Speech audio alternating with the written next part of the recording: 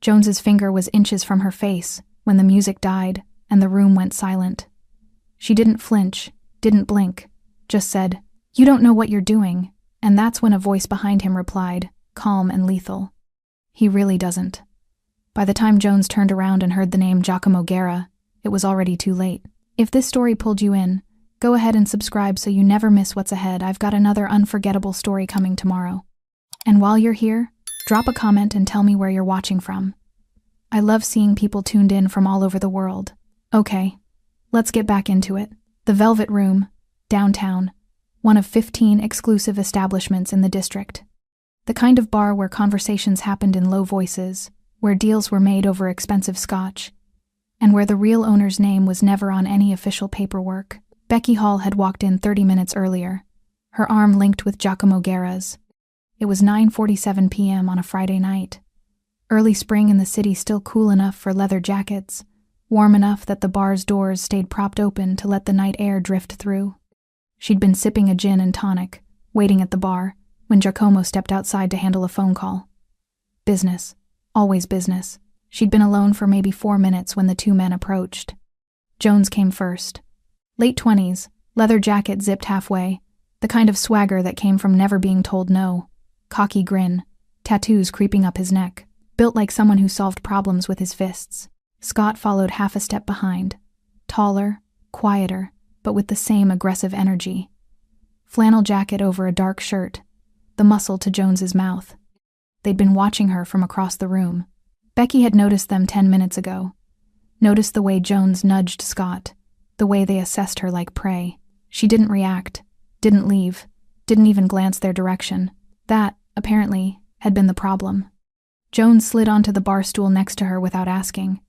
His shoulder brushed hers deliberately. "Hey!" Becky didn't turn her head. Just kept her eyes on the glass in front of her, condensation sliding down the side. "I said hey." Jones's voice sharpened. She took a slow sip of her drink. Scott moved closer on her other side, hemming her in.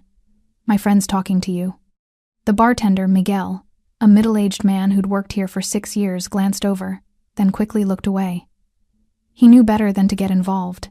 He'd seen situations like this before. Becky set her glass down carefully, turned her head just enough to meet Jones's eyes. "I heard you." Jones grinned. "Then why you acting like you don't?" "Because I'm waiting for someone." "Don't see anyone." Jones leaned in, invading her space. His cologne was too strong, trying too hard. "Looks like you're all alone to me." Becky's expression didn't change. "You should walk away." Scott laughed. Actually laughed. "You telling us what to do?" Around them, the bar's atmosphere had shifted. Conversations had lowered. People were watching now, pretending not to. Some held their phones casually, cameras pointed in their direction. This was entertainment, drama, something to talk about later. Nobody intervened. Jones reached out, fingers brushing the gold hoop earring dangling from Becky's ear. "Pretty thing like you shouldn't be sitting alone in a place like this. Dangerous." Becky's jaw tightened. "I'm not alone." "Yeah?" Jones looked around theatrically. "Where's this mystery man?" He stepped out. "Convenient." Jones's finger moved from her earring to point directly at her face, inches away. The universal gesture of disrespect. "Here's what I think. I think you're lying. I think you walked in here trying to look important, trying to act like you belong, and now you're realizing you made a mistake." Scott moved even closer, completely blocking her path to the exit now. "You don't refuse us." Becky's voice remained calm, but something flickered in her eyes. "You don't know what you're doing." Jones smirked. "That a threat? A warning. We own this block, sweetheart." Jones's finger stayed up, aggressive, territorial. "You're in our territory." The music seemed to lower. Or maybe it was just that every other sound in the bar had faded. Miguel, the bartender, froze mid-pour, eyes fixed on something behind Jones and Scott. Several of the regulars, the ones who actually knew what this bar was, who it really belonged to, shifted in their seats. Their expressions changed, phones lowered, because someone had just walked in. The front door had opened so quietly most people missed it.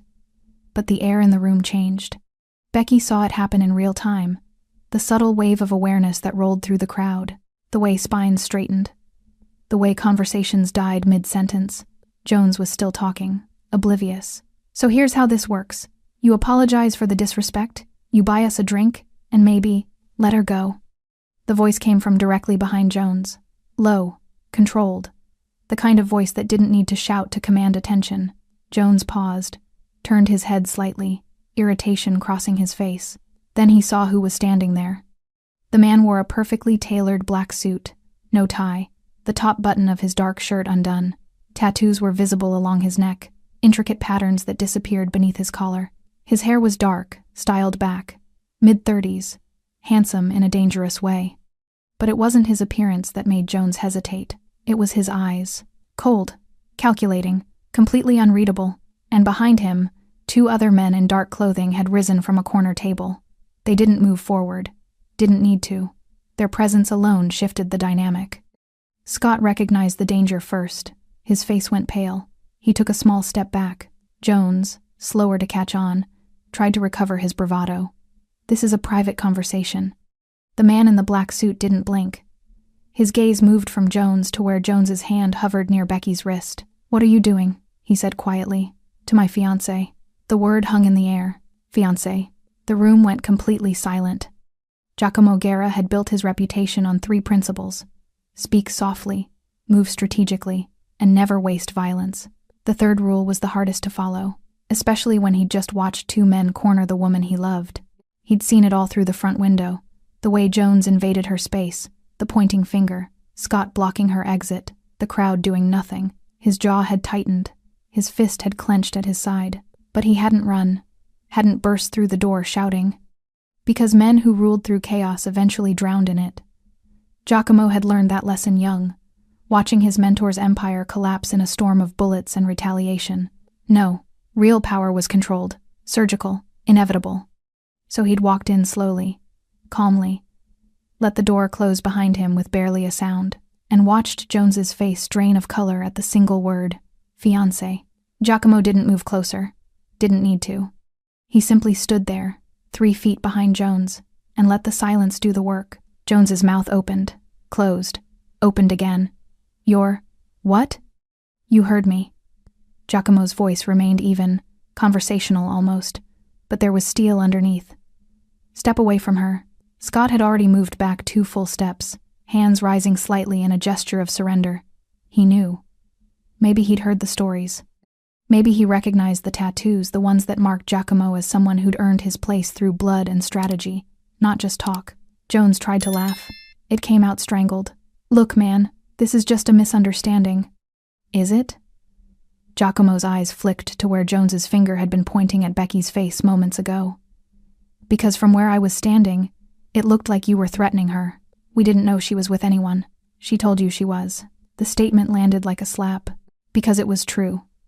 Becky had warned them, had given them an out. They'd ignored it.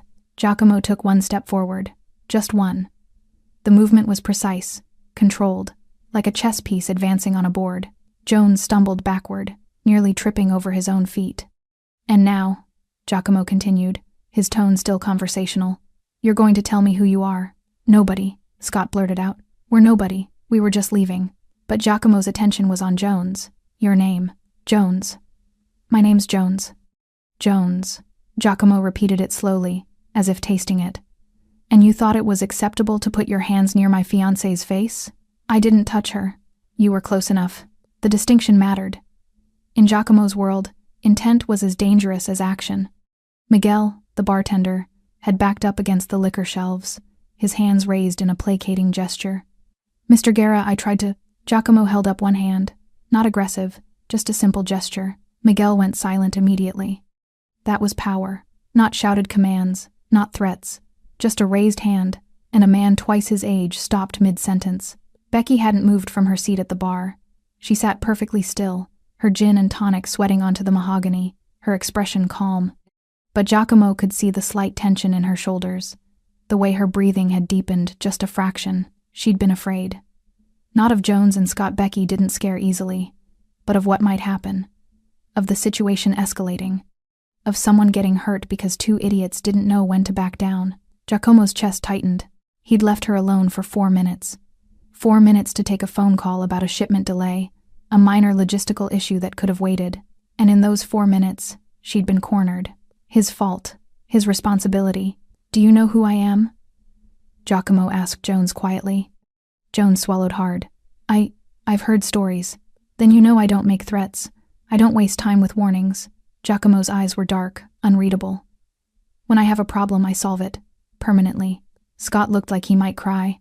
Please, we didn't mean any disrespect. But you did disrespect her. Giacomo cut him off. You saw a woman sitting alone and assumed she was vulnerable.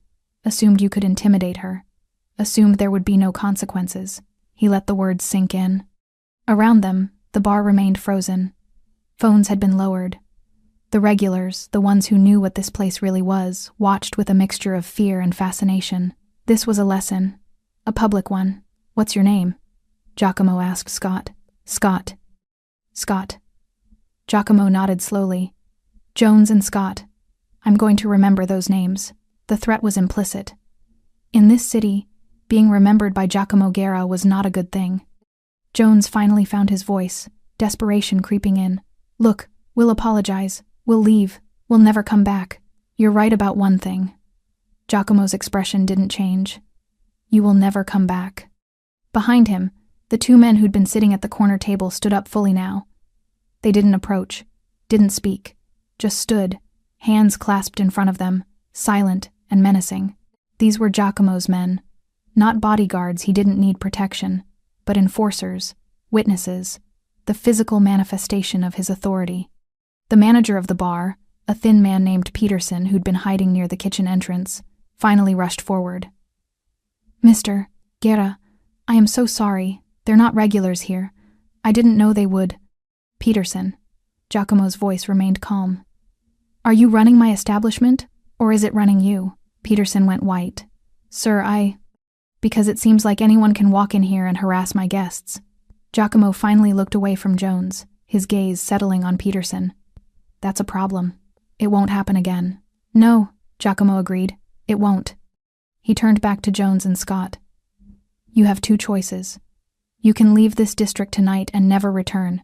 Never set foot in any establishment I own. Never speak my name.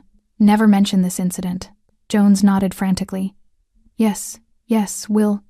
Or, Giacomo continued, his voice dropping even lower, you can refuse, and we'll have a very different conversation. In private. The unspoken threat was clear. Scott grabbed Jones's arm. Let's go. Now. But Giacomo held up his hand again. One more thing. They froze. Giacomo stepped to the side, gesturing toward Becky, who still sat calmly at the bar, watching the entire scene with those intelligent, calculating eyes. Apologized to her. Jones's mouth worked soundlessly for 3 full seconds. An apology should have been easy. 2 words. I'm sorry. But his pride wrestled with his survival instinct, and for a dangerous moment, Giacomo wondered which would win. Scott figured it out first. He turned toward Becky, shoulders hunched, eyes downcast. We're sorry. We were out of line. It won't happen again. His voice shook. Genuine fear. Jones, however, still hesitated. His jaw clenched, his hands balled into fists at his sides. Giacomo watched him carefully, recognized the look. He'd seen it 100 times before men who couldn't reconcile being dominated. Men who would rather escalate than submit. These were the dangerous ones. Not because they were strong, but because they were stupid. Jones, Giacomo's voice carried a warning. I'm waiting. The entire bar held its breath. Finally, Jones turned toward Becky. But his eyes didn't meet hers. Instead, they fixed somewhere over her shoulder, on the bottles lining the back bar. Sorry, he muttered. It wasn't sincere. It was barely audible, but it was enough. For now. Good, Giacomo said quietly. Now leave. Scott practically ran for the door. Jones followed, but slower, his shoulders tight with humiliation. As they passed through the entrance, Jones glanced back once. The look in his eyes wasn't fear anymore.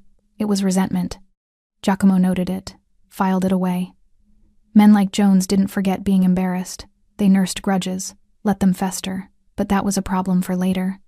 The door swung closed behind them, and the bar exhaled collectively. Conversations resumed in hushed tones. Phones were pocketed. Miguel immediately started pouring drinks with shaking hands, trying to restore normalcy. Giacomo turned to Becky.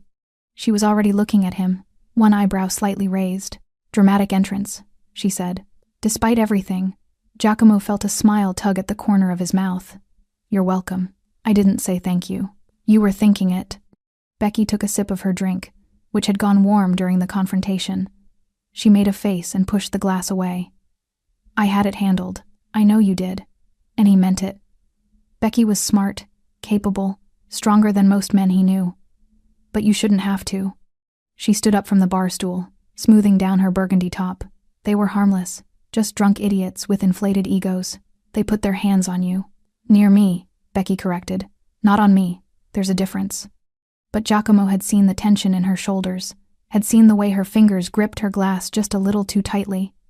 She could project calm, but he'd learned to read the subtle signs. She'd been uncomfortable. Maybe not afraid, but aware of the danger, and that was enough. Come here, he said quietly. Becky moved into his space without hesitation. His hand found the small of her back, exactly where it had been earlier in the evening, before the phone call had pulled him away. I shouldn't have left you alone, he murmured. Giacomo. She looked up at him, her curly hair catching the amber light. I'm not made of glass. 2 drunk idiots hitting on me isn't worth this much concern. They weren't hitting on you. They were intimidating you. Same thing, different packaging. But her hand rested on his chest, over his heart. I knew you'd come back, in time to see that asshole's finger in your face, but not touching. She emphasized the word deliberately. Giacomo took a breath, forcing himself to let go of the anger that still simmered beneath his calm exterior. Becky was right technically. They hadn't crossed certain lines, hadn't actually put hands on her. But intent mattered, and Jones had intended to dominate, to humiliate, to make her feel small. That was unforgivable. Peterson approached cautiously, wringing his hands. Mr. Guerra, again, I apologize profusely. I should have intervened sooner. You should have intervened immediately. Giacomo's voice was even, but the criticism landed hard. The moment they approached her, not when it escalated. You're right, absolutely right. This is supposed to be a safe establishment, Peterson. People come here because they know the rules. They know respect is required. Giacomo's eyes were cold. What happened tonight suggests those rules aren't being enforced. Peterson's face went red. I'll do better, I promise. You will. Because if this happens again to anyone, you won't be managing this bar anymore. It wasn't a threat, just a statement of fact. Peterson nodded quickly and retreated back toward the bar, immediately barking orders at Miguel and the other staff. Giacomo's 2 men had returned to their corner table, resuming their positions as if nothing had happened. But their eyes stayed alert, scanning the room. Becky watched them, then looked back at Giacomo. Do they follow you everywhere? Not everywhere, just most places. Most places where there might be trouble. So, everywhere. She smiled, but it didn't quite reach her eyes. Giacomo studied her face. What's wrong? Nothing. Becky, she sighed. I just wonder sometimes what it's like to go to a bar and have it just be a bar, not a chessboard, not a power display, just drinks and music and normal conversation. It was a fair point, one that stabbed at something Giacomo rarely let himself feel. Guilt. He'd brought her into this world, this life where every interaction was weighted with history and hierarchy, where a simple night out could turn into a public demonstration of authority. I can't give you normal, he said quietly. I know. Becky's hand moved from his chest to his jaw, her thumb brushing along his cheekbone. I'm not asking for normal. I chose you, Giacomo. All of you. This life. This world. This version of safety that comes with armed guards and territorial displays. But sometimes I wish those idiots knew what they were playing with before they started playing. They know now. Do they? Becky's eyes searched his, because Jones looked angry when he left. Not scared. Angry. She'd seen it too. Giacomo's jaw tightened. He'll cool down. Realize how close he came to real consequences. In a few days he'll be thanking whatever God he believes in that I showed mercy, and if he doesn't, then he'll learn a harder lesson. Becky was quiet for a moment, then she leaned up and kissed him softly. Just promise me it won't escalate. They're not worth it. Giacomo returned the kiss, his hand cradling the back of her head. I promise. But even as he said it, he knew the truth. Men like Jones didn't let humiliation go. They retaliated. The story of Giacomo Guerra didn't begin with power. It began with survival. 20 years ago, he'd been a teenager with no family, no prospects, and no future beyond the street corners where boys like him sold whatever they could to eat. The city had been different then, wilder, more chaotic, controlled by men who ruled through terror instead of strategy. He'd watched that world burn itself down. Had watched his mentor, a man named Rodrigo, build an empire on fear and violence only to die in a hail of bullets outside a restaurant on a Tuesday afternoon. 17 bullets. Giacomo had counted them later, looking at the police photos in a newspaper someone had left on a bus seat. The lesson had been clear. Loud power attracted loud enemies. So when Giacomo began building his own influence, he'd done it differently, quietly. He'd started with one bar, then two, then a restaurant. Then a shipping business that moved legitimate goods through legitimate channels, and occasionally, things that were less legitimate but far more profitable. He'd learned to speak in measured tones, to smile when appropriate, to wear expensive suits and attend city council meetings and donate to charitable causes. He'd learned that fear was more effective when it was whispered than when it was shouted. And over 15 years, he'd built something Rodrigo never had: stability. The district knew his name, but they didn't spray paint it on walls or shout it in the streets. They murmured it in back rooms and private conversations. They understood what it meant when someone said, "That belongs to Guerra." It meant untouchable. Now, standing in the velvet room with Becky's hand in his, Giacomo felt the weight of that reputation settling around him like a cloak. Everyone in the bar was watching. Not obviously, they'd all returned to their drinks, their conversations, their phones, but he could feel their awareness, the subtle glances, the way they angled their bodies to keep him in their peripheral vision. They were waiting to see what he'd do next. Because what happened here tonight would be a story. Stories spread. And in his world, stories were currency. "Let's go," Becky said softly, tugging his hand. "Not yet, Giacomo. 5 minutes." He squeezed her hand gently. "I need to make something clear." He understood what she wanted to leave, to put this behind them, to not turn this incident into theater. But that wasn't how this worked. If he left now, immediately after Jones and Scott fled, the story would be incomplete. People would fill in the gaps themselves. Some would say he'd overreacted. Others would say he'd been too lenient. No, he needed to control the narrative. Giacomo released Becky's hand and turned toward the center of the bar. He didn't raise his voice, didn't call for attention. He simply stood there, and one by one, conversations died. "Some of you know me," Giacomo began, his voice carrying effortlessly in the silence. "Some of you don't. For those who don't, my name is Giacomo Guerra. I own this establishment. I own 14 others like it in this district." He paused, letting that sink in. "I don't come here often. I prefer to let my managers handle daily operations. I trust them to maintain certain standards." His eyes found Peterson, who stood frozen behind the bar.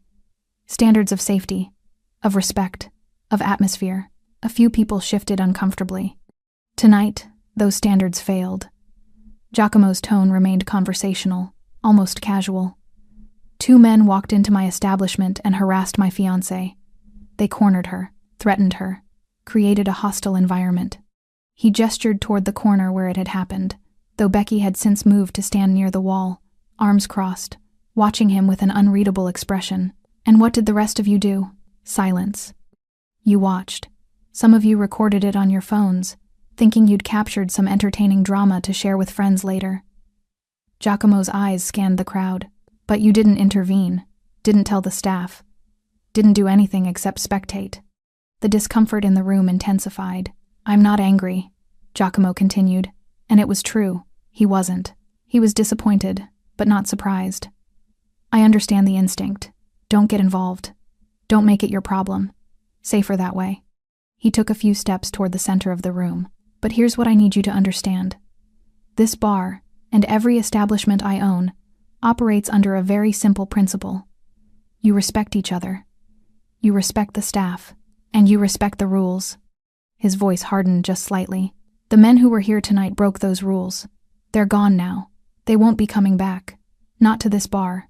Not to any bar, restaurant, or business I control in this district." Giacomo let that settle for a moment. "But I'm also making a new rule, effective immediately. If you see someone being harassed, anyone, not just someone connected to me, you have 2 options. You can intervene safely, or you can tell the staff immediately. What you cannot do is film it and watch like it's entertainment." He pulled out his phone, held it up. The next person I catch recording someone else's distress instead of helping will be asked to leave, permanently. A few people had the decency to look ashamed. This district has a reputation, Giacomo continued.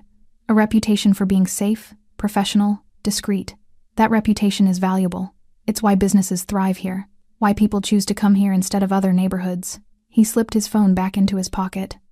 That reputation is built on mutual respect, and I will protect it. The message was clear. The rules applied to everyone, even paying customers, especially paying customers. Now, Giacomo's voice softened slightly. Enjoy your evening.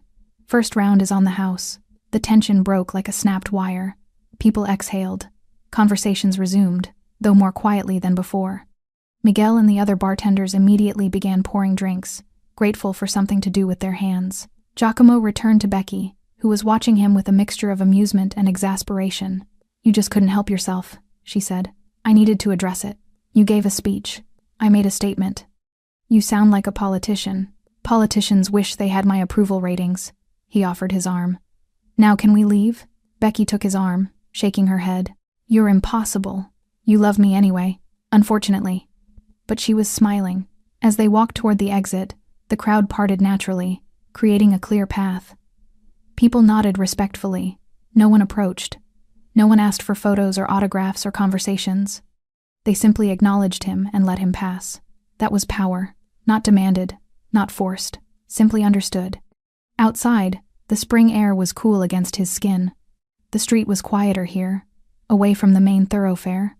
Streetlights cast pools of amber light across the sidewalk. Giacomo's car was parked at the curb, a black Mercedes, understated but expensive. One of his men, the one who'd been sitting at the corner table, materialized from the shadows near the entrance. Sir, we'll follow at a distance. Giacomo nodded, appreciated. The man melted back into the darkness. Becky waited until they were in the car, doors closed, before she spoke. Do you think Jones will try something? Giacomo started the engine. Honestly? Yes. Becky's apartment was in the east tower of the Meridian complex, 23rd floor, floor-to-ceiling windows overlooking the city lights. She'd lived there for 2 years, long before she'd met Giacomo, and she'd refused to move even after their engagement. I need something that's mine, she'd told him. Not ours, not yours, mine.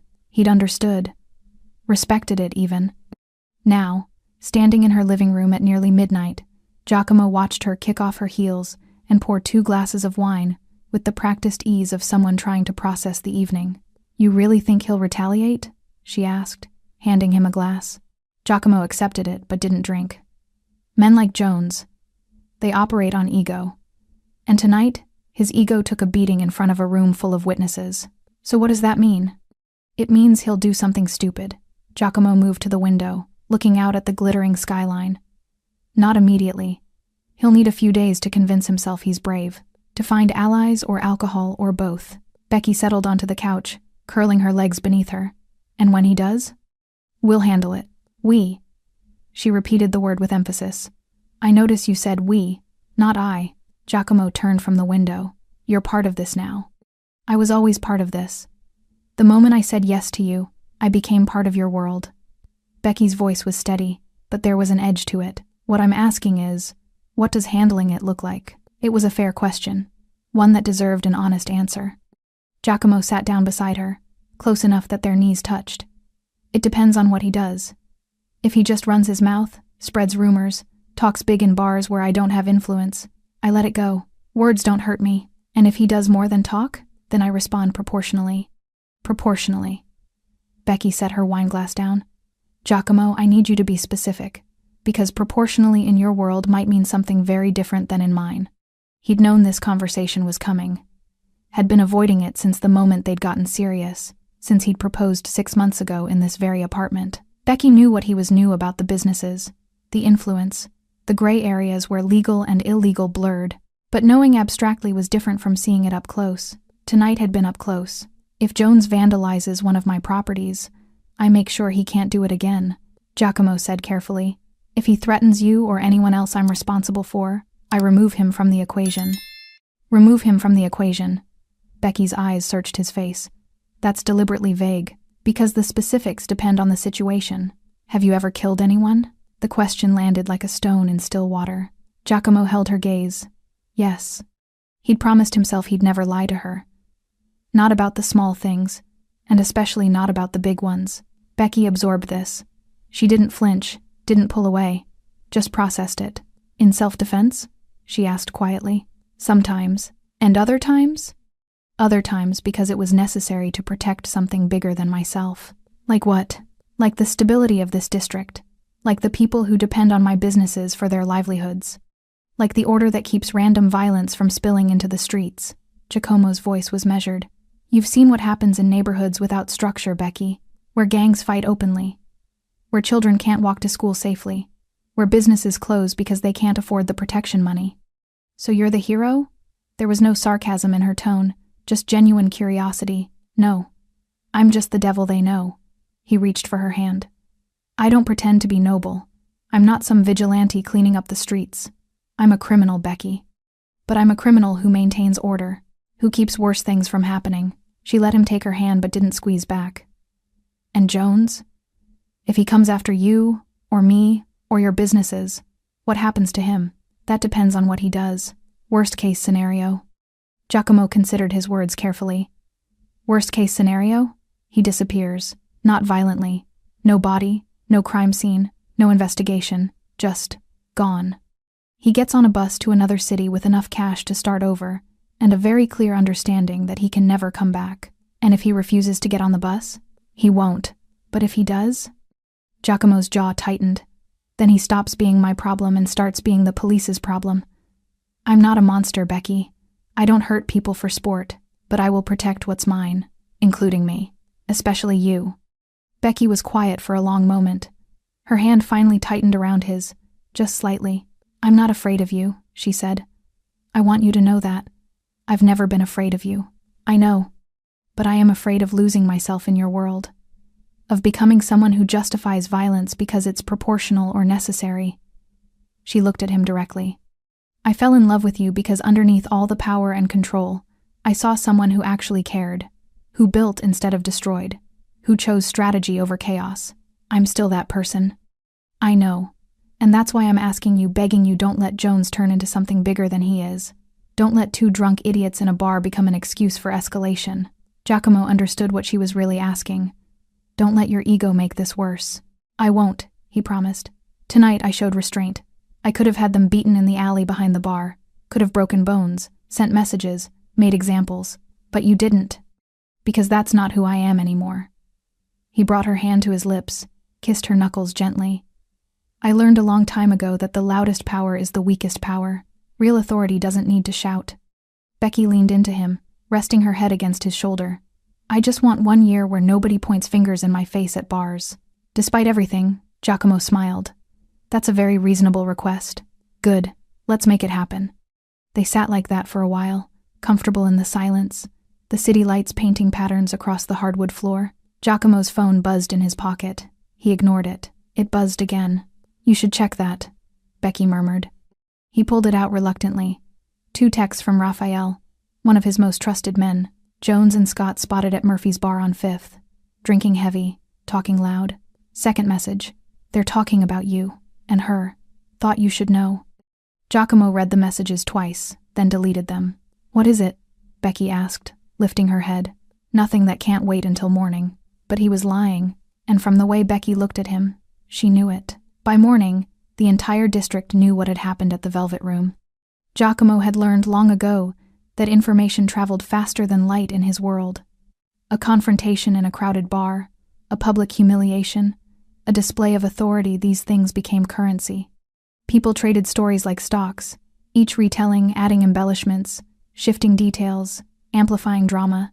By the time he arrived at his office at 9 a.m., he'd already received 7 phone calls, 3 from business associates wanting to confirm the story, 2 from managers of other establishments asking if Jones and Scott were banned district-wide, 1 from his lawyer, advising caution, and 1 from his younger brother, Miguel, not the bartender, a different Miguel, who'd heard the story third hand and wanted to make sure Becky was all right. The office was on the 4th floor of a renovated warehouse building, all exposed brick and industrial windows. Legitimate business happened here. Import-export paperwork, rental agreements, payroll for the various establishments he owned. The less legitimate business happened elsewhere. Raphael was waiting when Giacomo walked in, sitting in one of the leather chairs across from the desk, scrolling through his phone. "Morning, boss." "Raphael." Giacomo hung his jacket on the coat rack, rolled up his sleeves. "Tell me." Raphael looked up.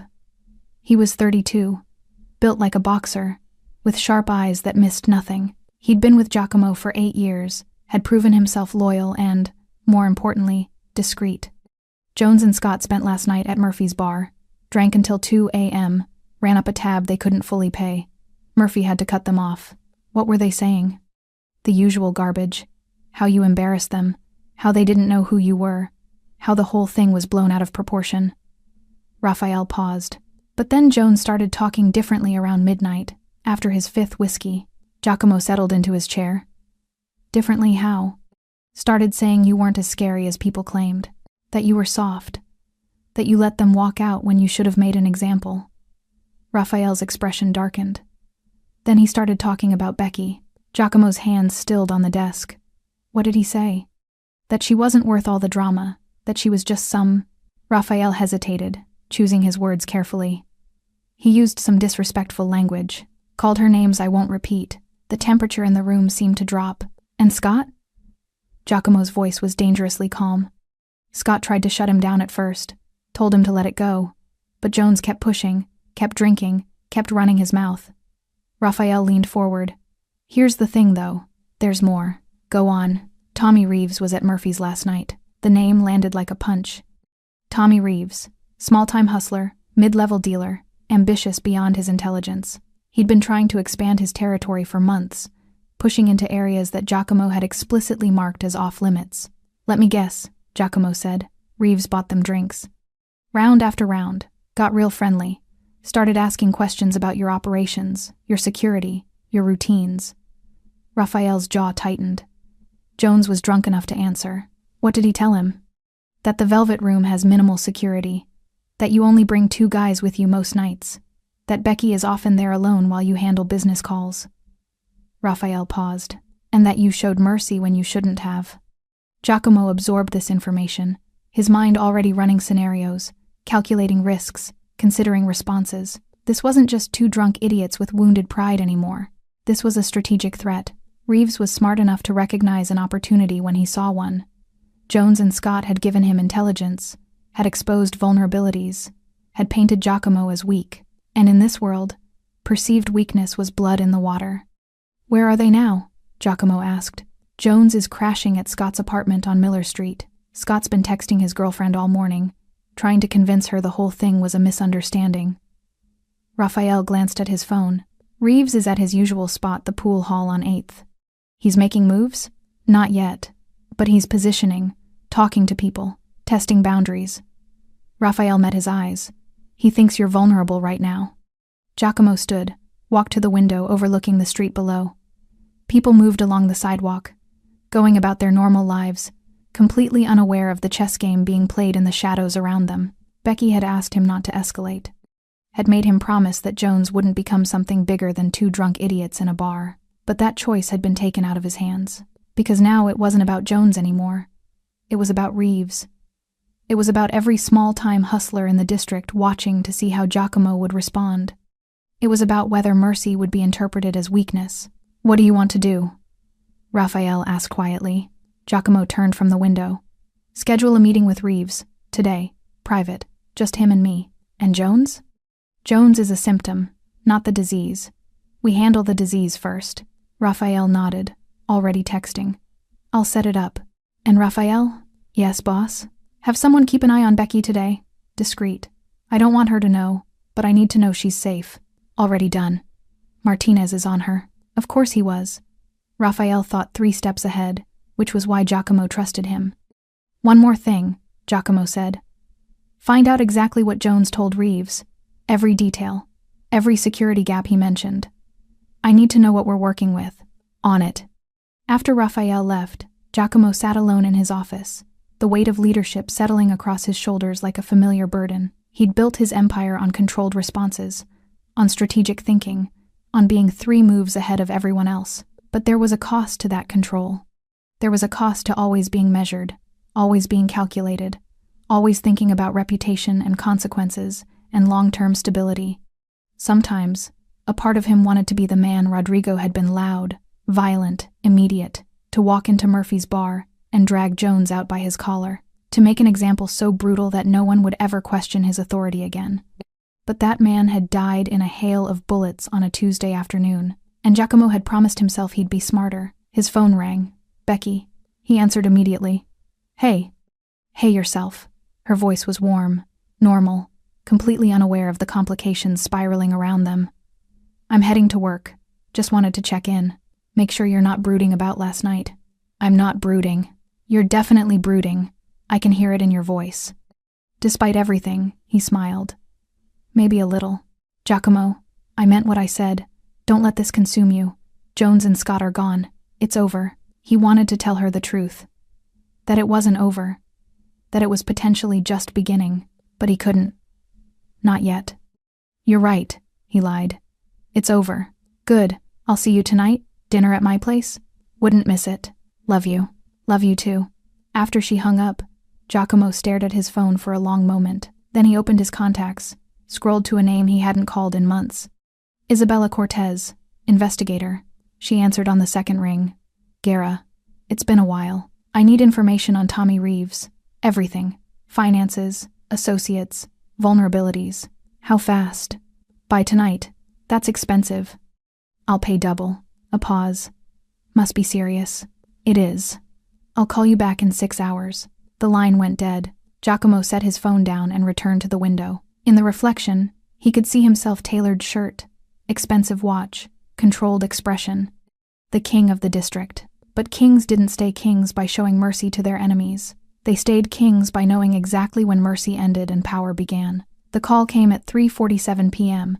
Giacomo was reviewing shipping manifests when his phone lit up with Raphael's name. "Talk to me." Raphael's voice was tight. "We have a problem." Someone torched the liquor delivery truck heading to the Velvet Room. "Driver's okay.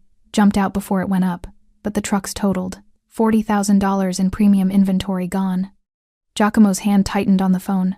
"When?" 20 minutes ago. Highway 9, the service road near the industrial park. Fire department's there now, but it's already destroyed.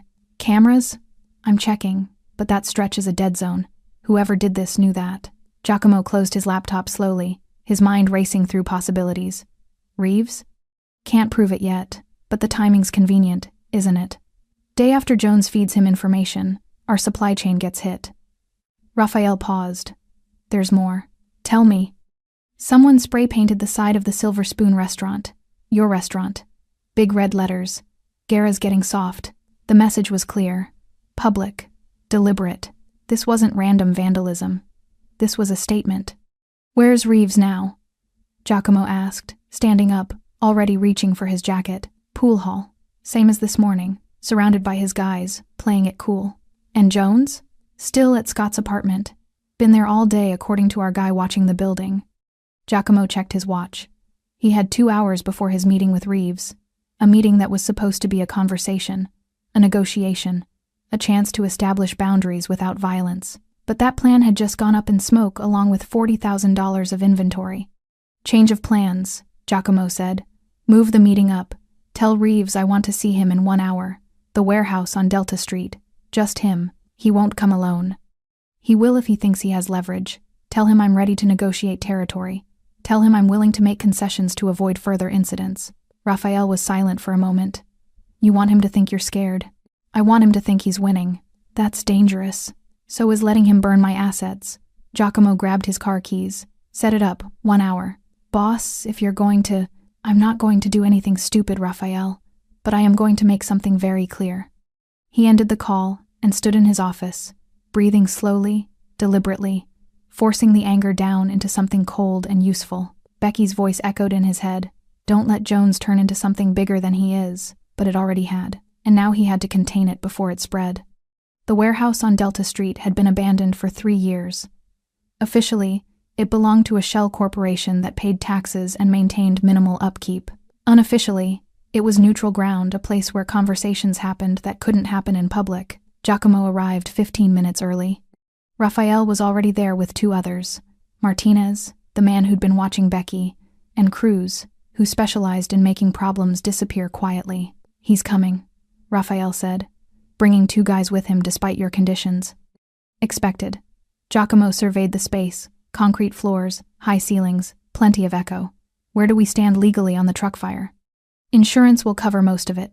Police are investigating, but without cameras or witnesses, it's going nowhere." Raphael crossed his arms. "The restaurant graffiti is petty vandalism. They'll file a report, we'll clean it up, nothing happens. So legally, we have nothing." "Correct." Which meant this had to be handled differently. Giacomo heard the cars pull up outside, 2 vehicles, engines rumbling, doors slamming, footsteps on concrete. Tommy Reeves walked in flanked by 2 men built like brick walls.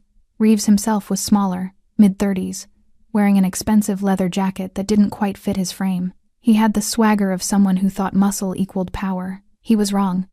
"Guerra." Reeves stopped 10 feet away, grinning. "Thanks for the invitation. You brought company. So did you." Reeves gestured at Raphael and the others. "Seems fair." Giacomo didn't move from where he stood, hands in his pockets, completely relaxed. "You wanted my attention. You have it. Did I?" Reeves played innocent. "I've just been running my business, minding my own affairs." "Your affairs included buying drinks for 2 men I banned from my establishments last night. Can't control who sits at a bar, Guerra. This is America. Free country. And it included asking detailed questions about my operations." Reeves shrugged. "Making conversation. Getting to know the neighborhood. And the delivery truck that caught fire this afternoon? Terrible accident. I heard about that. Real shame." Reeves's grin widened. "Hazardous business. Transportation. Things go wrong." Giacomo studied him. Reeves thought he was clever. Thought the plausible deniability protected him. Thought that because there was no direct evidence, there would be no consequences. He didn't understand how power actually worked. "Here's what's going to happen," Giacomo said quietly. "You're going to pay for that truck. $40,000. Cash. By tomorrow morning." Reeves laughed. "Why would I do that?" "Because you torched it." "Prove it." "I don't need to prove it. I know it. You know it. Everyone in this room knows it." Giacomo's voice remained calm, conversational. "The question isn't whether you did it. The question is what happens next." "Is that a threat?" "It's a choice." Giacomo finally moved, taking 3 steps forward. Reeves's men tensed, but Reeves waved them off. "I'm listening," Reeves said. "Option 1. You pay for the truck, you stay in your lane, you run your small-time operations in the areas I've allowed, and we never have this conversation again. And option 2? Option 2 is you keep pushing, you keep testing me, you keep thinking that burning trucks and spray-painting walls makes you powerful." Giacomo stopped, just out of arm's reach. "And then I stopped being polite. You showed mercy to those idiots last night. Everyone saw it. You're not the monster people think you are." "No," Giacomo agreed. "I'm worse. Because monsters are predictable. They react with violence immediately. But me? I'm strategic. I'm patient. I wait for exactly the right moment to dismantle everything you've built." Reeves's smile faltered slightly. "You think you have leverage because Jones gave you information," Giacomo continued. "But what you have is incomplete intelligence from a drunk idiot who doesn't understand my actual security protocols. What you have is a false sense of confidence. And what you're about to have is a very serious problem. Big words. Not words. Facts." Giacomo pulled out his phone, opened a photo, held it up. Reeves leaned in to look, then went pale. It was a picture of Reeves's mother's house in the suburbs. Recent. High resolution. Taken from across the street. "That's your mother's address?" "Yes." Giacomo pocketed the phone. "Nice garden. She grows roses, doesn't she?" "You threatening my mother?" "I'm making a point. I know everything about you, Tommy. Your mother's address, your girlfriend's work schedule, the storage unit where you keep your real inventory. The offshore account in Grand Cayman that your accountant thinks is secret." Giacomo's eyes were ice. "I know how much you're actually worth, and it's not enough to go to war with me." Reeves's jaw clenched. "So here's what's really going to happen," Giacomo said. "You're going to leave here. You're going to think very carefully about whether this territory fight is worth it. And tomorrow morning, I'm going to receive $40,000 in cash, along with a very sincere apology. And if you don't, then I stop playing chess and start playing checkers. And trust me, you don't want that game." The warehouse was silent except for the distant sound of traffic. Finally, Reeves spoke. This isn't over. Yes, it is. You just don't know it yet. Reeves turned and walked out, his men following. Their footsteps echoed across the concrete, then faded as the car started and drove away. Raphael exhaled. That went better than expected. It's not done yet, Giacomo said. You really have all that information on him? Most of it. Isabella's thorough. Giacomo checked his phone. But Reeves isn't the real problem. Jones gave Reeves the ammunition. This doesn't stop until we deal with the source. Giacomo didn't go home that night. Instead, he sat in his office until 2 a.m., watching security feeds from his various establishments, checking inventory reports, coordinating with managers, making sure everything was locked down tight. Because Reeves would retaliate. Maybe not tonight, maybe not tomorrow, but soon. Men who got cornered either submitted or lashed out, and Reeves didn't strike him as the submitting type. At 2:17 a.m., his phone rang. Raphael, talk to me. Someone just tried to break into the storage facility on Commerce Street, the one where we keep the restaurant supplies. Raphael's voice was strained. Security caught them on camera. 2 guys, wore masks, bolt cutters. They ran when the alarm went off. Giacomo stood up from his desk. Damage? Locks cut, but they didn't get inside. Martinez is there now securing it. Reeves? Can't prove it, but the timing fits. Raphael paused. Boss, this is escalating fast. First the truck, then the graffiti, now attempted break-ins. He's testing every vulnerability Jones mentioned. Giacomo grabbed his jacket. I'm coming to you. There's something else. The tone made Giacomo freeze. What? Becky called me 20 minutes ago. His blood went cold. Why didn't you lead with that? Because she's fine. She's safe. But someone followed her home tonight. Black sedan, no plates visible. Stayed 3 cars back the whole drive, parked across the street from her building for 10 minutes, then left. Giacomo's hand tightened on the phone so hard he heard the case crack. Where is she now? Inside her apartment. Doors locked. Martinez is outside her building. I didn't tell her about him, but he's there. I'm going to her. Boss, maybe that's what Reeves wants. To pull you out in the open, make you reactive. I don't care what Reeves wants. Giacomo was already moving toward the door. Becky is not a chess piece. She doesn't get used as leverage. Understood. I'll meet you there. Giacomo drove through the empty streets, doing 20 over the speed limit, his mind replaying every conversation, every decision, every moment that had led here. He'd shown mercy to Jones and Scott, had let them walk away when he could have ended it definitively, and now Becky was being followed. This was his fault. Becky opened her apartment door before he could knock, wearing sweatpants and an oversized t-shirt, her curly hair pulled back. You didn't need to come, she said, but stepped aside to let him in. Yes, I did. Giacomo scanned the apartment automatically, windows locked, curtains drawn, everything secure. Then he turned to her. Tell me exactly what happened. Becky wrapped her arms around herself. I left work around 8, stopped at the grocery store on 5th. When I got back in my car, I noticed a black sedan a few cars behind me. I didn't think much of it at first, but it followed me through 4 turns. Did you see the driver? No, tinted windows. But when I pulled into my building's garage, it drove past slowly, then circled the block and parked across the street. She met his eyes. I'm not paranoid, Giacomo. Someone was watching me. I know. I believe you. He pulled her into his arms, felt her relax slightly against him. You did the right thing calling Raphael. I almost called the police. Why didn't you? Because I knew what you'd say. That involving them would create complications. That you'd handle it. She pulled back to look at him. But I'm scared, Giacomo. Not of Jones or whoever that was. I'm scared of what you're going to do about it. I'm going to keep you safe. That's not what I asked. Her voice was firm. I asked what you're going to do. Because there's a difference between protection and retaliation, and I need to know which one you're planning. Giacomo wanted to lie, wanted to tell her he'd handle it quietly, diplomatically, without violence, but he'd promised no lies. Reeves is behind this, he said. The truck fire, the break-in attempt, following you home. He's escalating because he thinks I'm weak. And if I don't respond decisively, it won't stop with surveillance. It'll get worse. So you're going to hurt him. I'm going to remove him as a threat. Those aren't the same thing. In my world, they are. Becky stepped back, creating distance between them. This is exactly what I was afraid of. That Jones and Scott would turn into something bigger. That your need to maintain control would turn 2 drunk idiots into a war. This isn't about control. This is about safety. Your safety. Don't put this on me. Her voice rose slightly. Don't make me the excuse for whatever you're planning to do to Reeves. I'm not asking you to hurt people on my behalf. You're not asking. I'm choosing. Giacomo forced himself to stay calm. Becky, you're being followed. Your routine is being monitored. That's not hypothetical danger. That's real, immediate threat. So call the police. File a report. Let the system handle it. The system doesn't work in situations like this. You know that. I know you don't trust it to work. Becky's eyes were bright with frustration. There's a difference.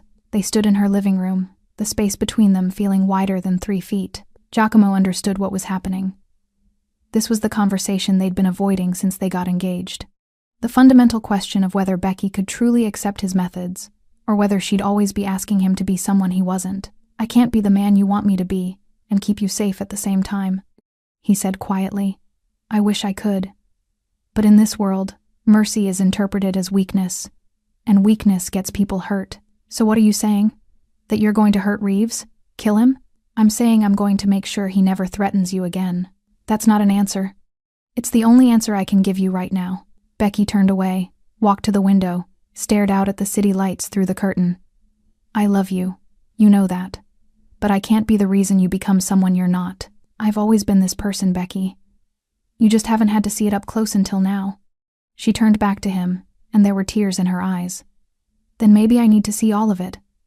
Not the sanitized version, not the strategic explanations. All of it. What you're actually planning to do. Giacomo moved closer, stopped just in front of her. Tomorrow, I'm meeting with Reeves again. I'm giving him one last chance to walk away, to take his operation out of this district entirely, and never come back. And if he refuses, then I dismantle everything he's built, his suppliers, his distribution network, his protection. I make it impossible for him to operate here. Without violence, I'll use as little as necessary. That's still not a no, because I can't promise you no. Giacomo took her hands. I can promise you I won't be reckless. I won't be cruel. I won't enjoy it. But I can't promise that protecting you won't require force. Becky searched his face for a long moment. I need to think. About what? About whether I can live with this. With you. With this life. She squeezed his hands, then let go. I love you, Giacomo. But love isn't always enough. The words hit him harder than any physical blow. Are you ending this? He asked. I'm asking for time to process. To figure out if I can be the person standing next to you while you do what you think you need to do. How much time? I don't know. She wiped her eyes. But tonight, I need space. Giacomo wanted to argue, to convince her, to promise things he couldn't deliver. Instead, he nodded. Martinez is outside. He'll keep you safe. I don't want. Non-negotiable. He stays until this is resolved. Becky didn't fight him on it, just nodded tiredly. Giacomo kissed her forehead, lingering for a moment, breathing in her scent, memorizing the feeling of her close to him. Then he left. In the hallway outside her apartment, Raphael was waiting, leaning against the wall. How much did you hear? Giacomo asked. Enough. Raphael pushed off the wall. What do you want to do? Giacomo stared at Becky's door for a moment longer, then turned toward the elevator. Find Jones and Scott.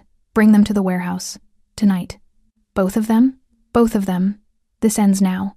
Jones and Scott were brought to the warehouse at 4:47 a.m. They came separately, Scott in Raphael's car, compliant and terrified, hands zip-tied in front of him. Jones in Cruz's vehicle, fighting the restraints, shouting threats that died the moment he saw Giacomo standing in the center of the empty space. The warehouse lights were harsh, industrial, casting sharp shadows across the concrete floor. Giacomo had been waiting for an hour, using the time to think, to plan, to decide exactly how this would unfold. Raphael and Cruz positioned the two men on their knees, 15 feet apart, facing Giacomo. Jones's bravado crumbled the moment his knees hit concrete. Scott was already crying, snot running down his face, mumbling apologies to no one in particular. Do you know why you're here? Giacomo asked quietly. Scott nodded frantically. Jones said nothing, jaw clenched, trying desperately to maintain some dignity. I gave you a chance, Giacomo continued, walking slowly between them. I could have hurt you that night at the Velvet Room. Could have had you beaten. Could have made examples of you in front of everyone. But I didn't. We left like you said, Scott gasped out.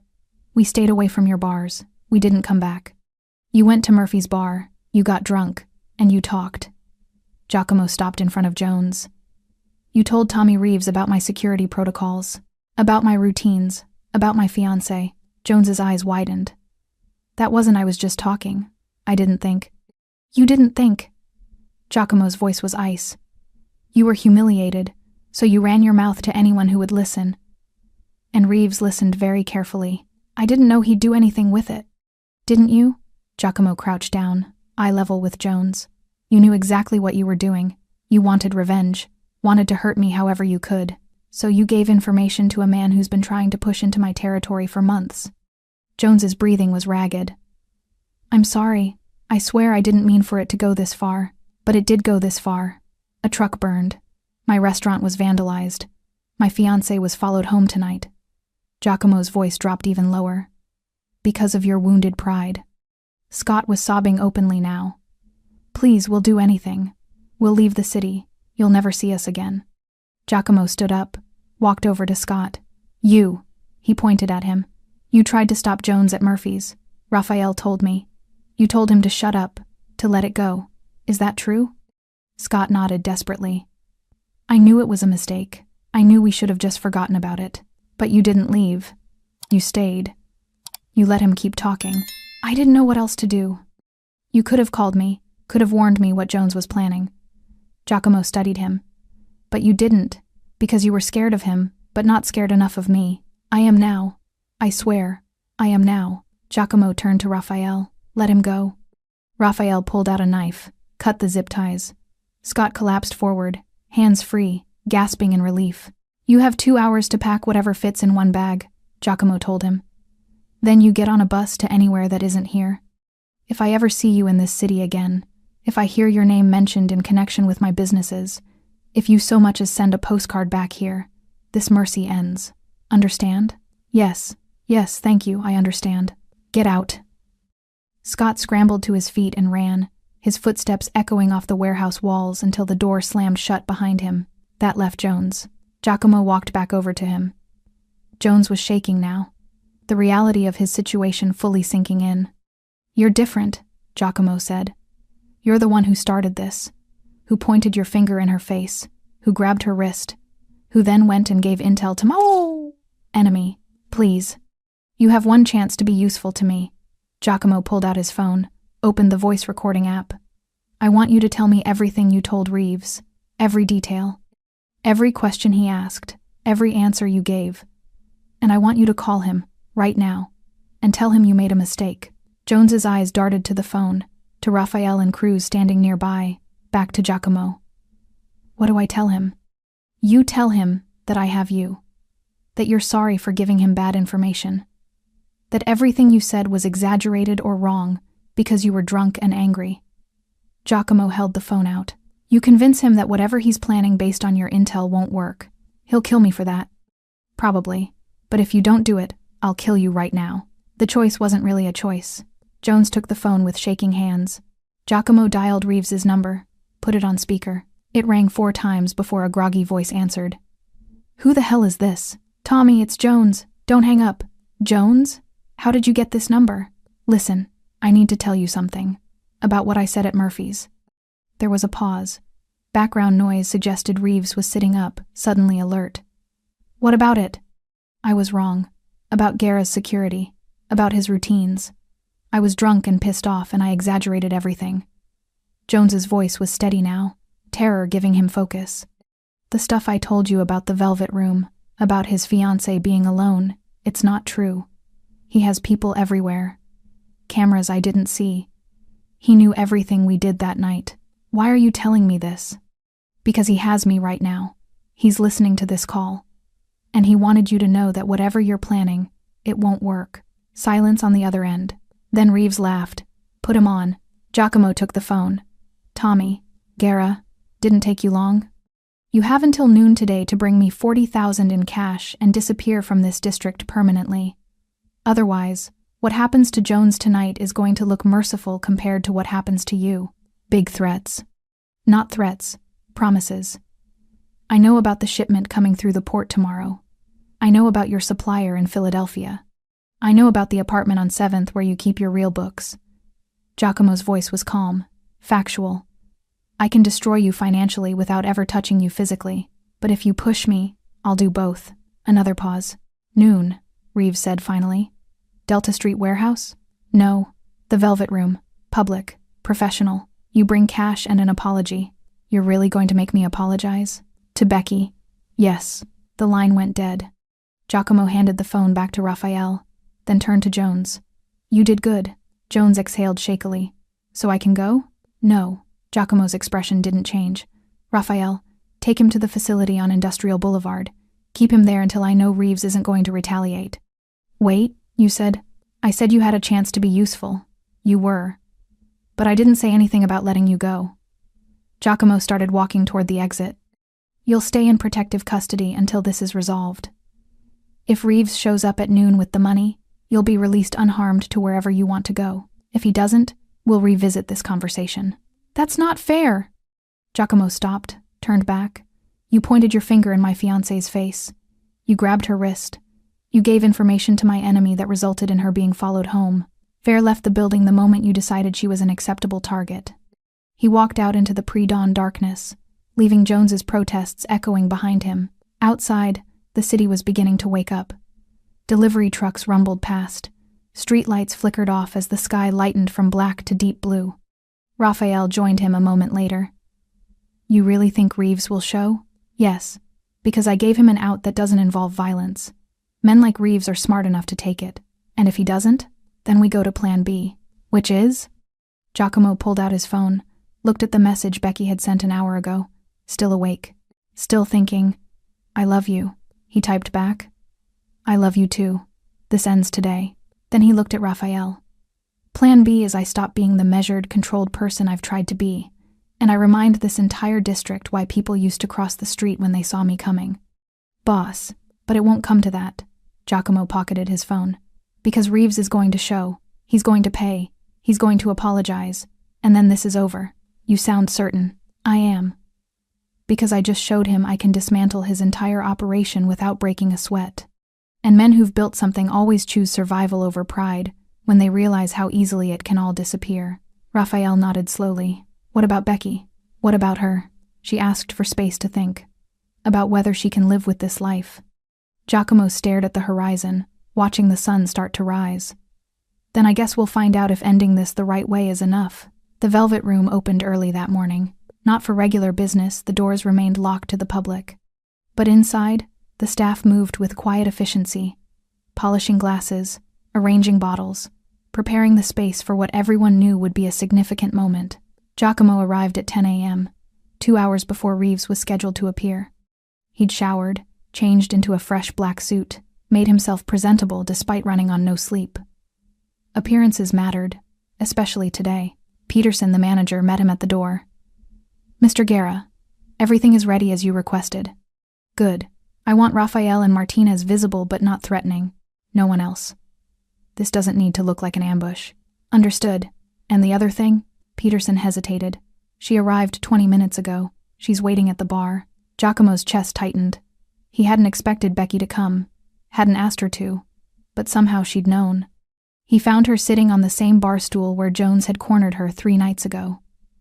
She wore jeans and a simple sweater. Her curly hair loose around her shoulders. A cup of coffee in front of her. She looked up when he approached. Hey. Hey. He stopped a few feet away, suddenly unsure. You didn't have to come. I know. She took a sip of her coffee. But I needed to see how this ends. See what you choose when it matters. Becky, if Reeves says something disrespectful, if this goes wrong, then I'll see who you really are under pressure. She met his eyes. That's why I'm here. Not to judge you. To understand you. Giacomo sat down beside her, leaving one stool between them. I didn't sleep. Neither did I. She turned to face him fully. I spent all night thinking about what you said. About how you can't be the man I want you to be, and keep me safe at the same time. And I think you're wrong. Her voice was steady.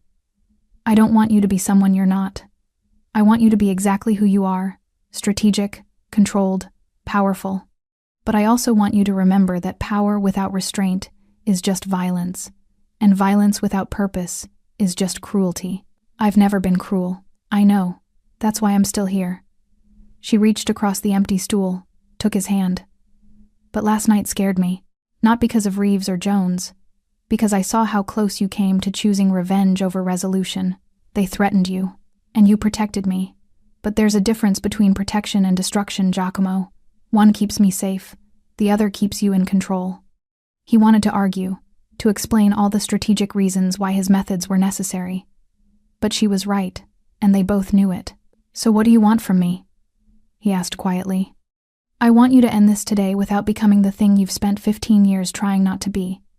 She squeezed his hand. I want you to prove that controlled power is stronger than rage. Before he could respond, Raphael appeared in the doorway. Boss, he's here, early. Giacomo checked his watch. 11:15 a.m., 45 minutes ahead of schedule. How many? Just him. One bag. Looks heavy. Show him in. Becky released his hand, straightened on her stool. I'm staying. Are you sure? Completely. Tommy Reeves walked into the velvet room carrying a black duffel bag and wearing an expression that was part resignation, part calculation. He stopped when he saw Becky. His eyes flickered with recognition, then carefully blanked. Guerra. He set the bag on a nearby table. I'm early. I noticed. Giacomo remained seated, completely relaxed. You bring what I asked for? 40,000. Used bills, non-sequential. Reeves unzipped the bag, showed the stacks of cash inside. Count it if you want. I trust you. That seemed to throw Reeves off balance. You do? You're smart enough to know that shorting me would be stupid. So yes, I trust you brought the full amount. Giacomo gestured to the bar. Drink? It's 11 in the morning. I've had a long night. Thought I'd offer. Reeves studied him warily, clearly trying to figure out the angle. What's this really about, Guerra? You wanted me here. Public. Professional. Why? Because I wanted you to see something. See what? Giacomo stood up, walked over to the duffel bag, zipped it closed without looking inside. I wanted you to see that I don't need violence to win. I could have had you beaten, could have burned your operations to the ground, could have made you disappear, but you didn't. Because that's not who I am anymore. I'm not Rodrigo, ruling through fear and bullets. I'm something different, something more sustainable. Reeves's jaw tightened.